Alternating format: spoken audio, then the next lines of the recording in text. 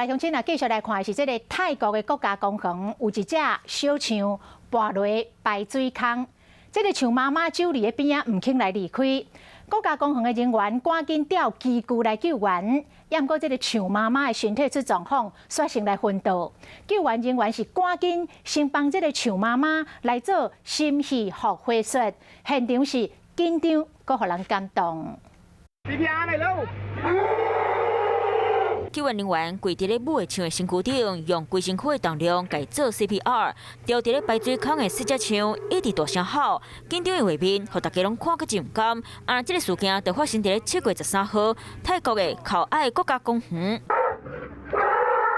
一伙大象坐落去一窟人恶的排水孔内底，象妈妈无法度解救，走伫边啊唔肯走。国家公园的人看到了后，找怪手和志工救援，先甲着急的妈妈注麻射，互伊冷静。大象妈妈趴伫咧孔的所在，互囡仔会当适应。不过，就伫咧这个时阵，象妈妈的身体出现问题昏去，几个救援人员紧替伊做 CPR， 同时嘛用怪手吞头，互四只象会当爬出来。四只象爬出来，随走去妈妈的身躯边，亲像是伫咧叫妈妈紧起来。加在象妈妈尾也无代志，嘛带家己的囡仔平安行转去心情。救援人员护送母仔离开，看到这个画面，拢感动甲目屎流落来。Hello， 大家好，我是乃瑜，要教给大家2个任务。第一个，华视新闻的脸书专页，你按赞了吗？